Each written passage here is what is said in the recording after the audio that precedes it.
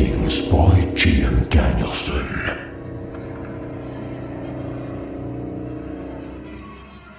I first met my brother when I was 10, by Edwin Crowe.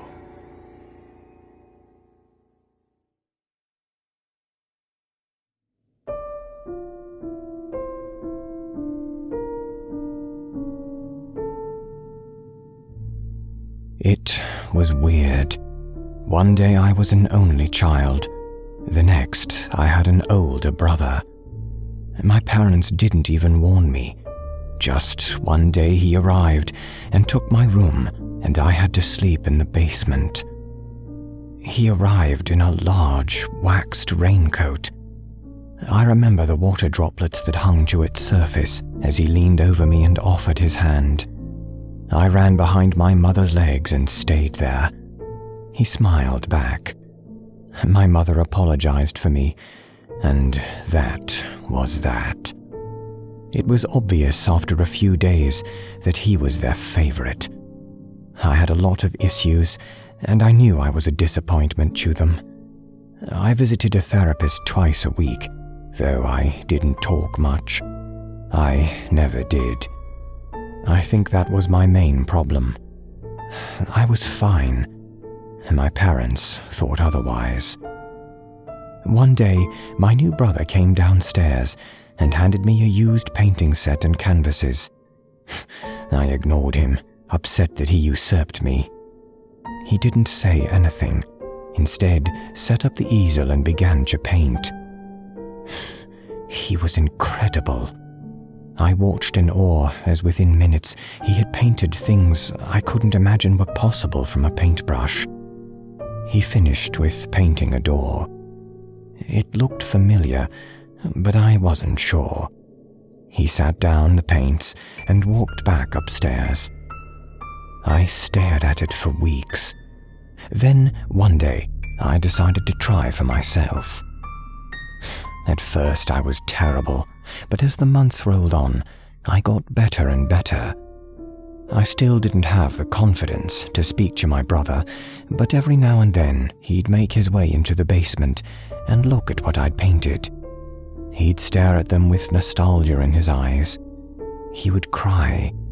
I, though, hid behind the sofa, watching him mentally critique my work.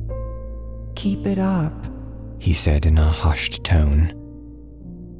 The hairs on the back of my neck stood up, and I felt a warm glow around me, something I'd not felt before. So I continued to paint. By the time I was a teenager, my brother was around less and less, but my painting was as good as what his was when he first showed me. I really wanted him to see what I'd created. It was all because of him, after all. I waited one day in the living room. I stole glances out of the window, waiting for him to come home. When he did, I jumped out of my chair and ran to the door to greet him. He stepped back, as if not wanting to embrace me. "Look at what I painted," I said to him. My parents appeared surprised.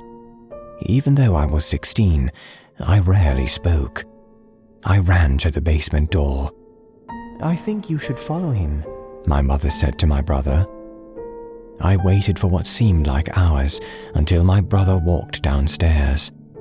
I could barely see his face under the hood of his waxed jacket. "What do you think?" I offered. He stepped into the light, examining the painting. Tears rolled down his cheeks. I put my hand to my mouth. "It's beautiful," he said quietly, and began to cry. Upset, I raced over to him and hugged him.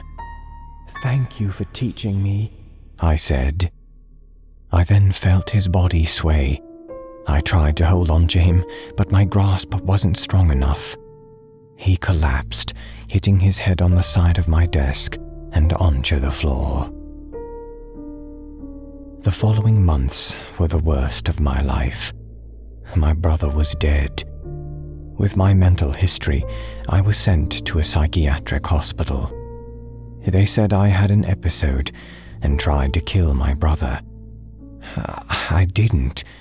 I swear, he fell. They said it may have been a side effect of the medication I was on, or my psychosis in general. After many sessions with the in-house psychiatrist, I was allowed to access the painting material. To be honest, it wasn't that bad. I saw my parents once a week, and I was able to paint. I thought about my brother a lot. I thought about the painting he did for me, the one of the door. I tried my best to remember it, and over I tried to paint it. Each time I stood back and looked at it. Something wasn't right, and I never knew what, until one day I got it spot on. That's when I realized what it was of. It was the front door of our house. Seeing it in front of me, it was so obvious. I peered at it from different angles. I remembered it all. I started to paint in all the details. The room began to get cold, so I put on my jacket. I placed the paints in my pocket when I was done and gazed in awe. It was almost real. I stared and cried. I wasn't going to see this front door for a long time, if ever. That frightened me. The longer I gazed, the more I wished I could just be standing outside it, knocking on it, waiting for my parents to answer. I pretended I was standing outside. For the first time in months, I felt free. I imagined the wind blowing as the rains fell. I imagined reaching out to turn the handle. I closed my eyes and reached. I could feel the rain on my forehead. I could feel the cool air.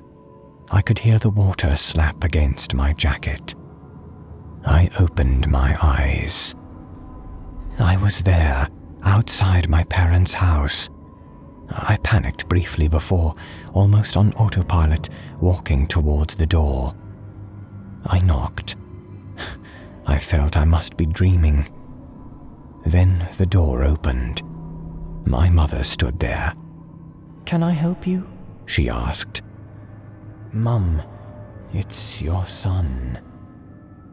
She tried to close the door. I placed my foot in the way. "Please, just listen to me." "Come on in," she said. She looked into my eyes. There was a recognition in them. She knew I was truthful. "Come on in," she said, confused. I saw a little boy in the living room. I knelt down to talk to him. He ran behind his mother's legs. I smiled, remembering doing that myself. I tapped my pocket, feeling the painting set in there. I knew what I needed to do.